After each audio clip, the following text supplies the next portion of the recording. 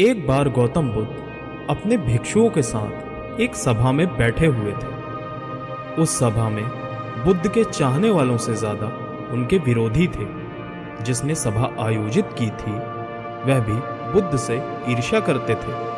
सभा का आयोजन राजा के महल में हुआ था, इसलिए राजा के सभी मुख्य लोग उस सभा में उपस्थित हुए थे। बुद्ध सभा में जाने से पहले ही जानते थे कि सभा में उनके विरुद्ध कोई न कोई षड्यंत्र अवश्य रचा जाएगा। सभा में जाने से पहले उनके शिष्य आनंद बुद्ध को सभा में जाने से मना कर रहे थे। उनका कहना था कि आपको सभा में नहीं जाना चाहिए, वहाँ के लोग आपके साथ दुर्व्यवहार करेंगे, न जाने आपके विरुद्ध कोई षड्यंत्र रच रखा होगा। लेकिन गौतम बुद्ध अपनी करुणा की वजह से अपने आप को उस सभा में जाने से नहीं रोक पाए।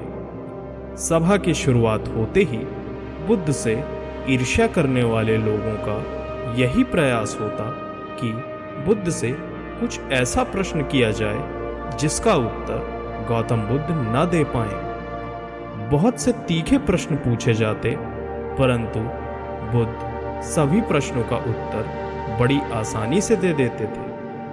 सभा में बैठे सभी लोग अपने अपने प्रश्न बुद्ध से पूछ ही लेते और उन्हें प्रश्न का उत्तर भी मिल जाता। तभी अचानक वहां एक स्त्री आती है और बुद्ध से कहती है कि आप तो ध्यान की बातें करते हैं, ज्ञान की बातें करते हैं, सत्य की बातें करते हैं। आप लोगों को सत्य की राह में चलने के दिशा निर्देश देते हैं। क्या आपके भीतर थोड़ी सी भी दया नहीं है? आपको मुझ अबला की कोई चिंता नहीं है जिसे आपने गर्भवती करके छोड़ दिया है? क्या आपको मेरे पेट में पल रहे बच्चे की कोई फिक्र नहीं है? उसी स्त्री की बात सुनकर उस सभा में हलचल मच जाती है। लोग एक दूसरे से बातें करने लगते हैं। उस सभा में बैठा हर एक व्यक्ति खड़ा हो जाता है और कहता है कि औरत के सौंदर्य के आगे बड़े बड़े ज्ञानी भी अपने घुटने टेक देते हैं, तो फिर ये बुद्ध क्या चीज हैं? उसी सभा में से कोई और खड़ा होता है और बोलता है कि हमें बुद्ध से यह उम्मीद नहीं थी कि बुद्ध इतना भी नीचे गिर सकते हैं। इसी तरह सभा में उपस्थित सभी लोग खड़े होकर बुद्ध को भला बुरा कहते हैं। बिना सत्य को जाने ही कि सत्य क्या है, बुद्ध को भला बुरा कहने लगते हैं। जब सभी लोग अपने मन की भड़ास निकाल लेते हैं तो राजा कहता है कि बुद्ध आप अपनी सफाई में क्या कहना चाहेंगे? और वह राजा भी बुद्ध से ईर्ष्या करते थे। वे चाहते थे कि कैसे भी बुद्ध बदनाम हो जाएं। यहाँ पर एक जरूरी बात आपको समझना चाहिए कि सारी घटना का बुद्ध पर कोई असर नहीं था और ना ही लोगों के शब्दों का बुद्ध पर कोई असर था। उस स्त्री के झूठे आरोप का भी बुद्ध पर कोई असर नहीं पड़ा।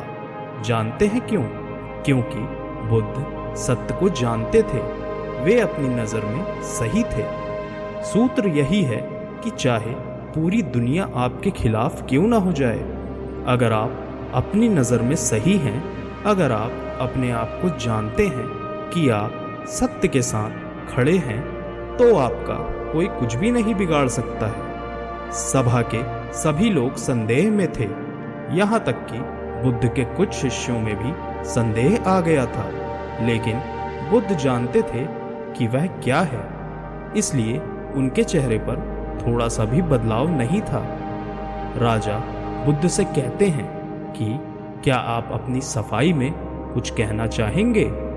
बुद्ध उसी स्त्री से कहते हैं कि पुत्री, इस पूरे ब्रह्मांड में केवल 2 लोग ही हैं जो इस सत्य को जानते हैं कि तुम कितना सत्य कह रही हो और कितना असत्य।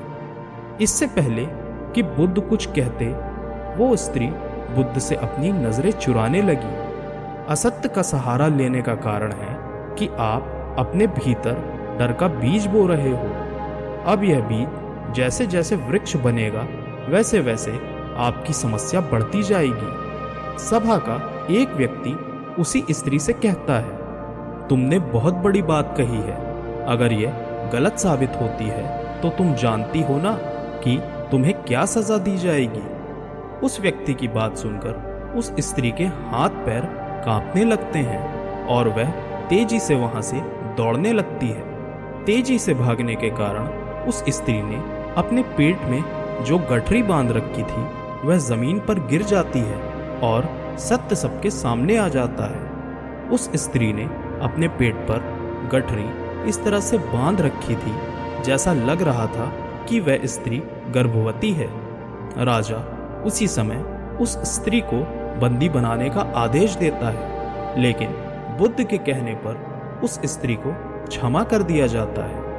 एक बात हमेशा याद रखिए, आपका धैर्य और आपकी अपनी ही नज़रों में सही होना आपको बड़ी से बड़ी समस्याओं से बचा सकता है। इस बात से फर्क नहीं पड़ता कि कितने लोग आपके खिलाफ हैं, फर्क इस बात से पड़ता है कि क्या आप अपने साथ हैं। दोस्तों, आशा करता हूँ कि गौतम बुद्ध की इन बातों से आपको कुछ न कुछ सीखने को अवश्य मिला होगा। यदि हाँ तो हमें कमेंट करके ज़रूर बताएं और वीडियो अच्छी लगी हो तो चैनल को सब्सक्राइब करना ना भूलें। धन्यवाद।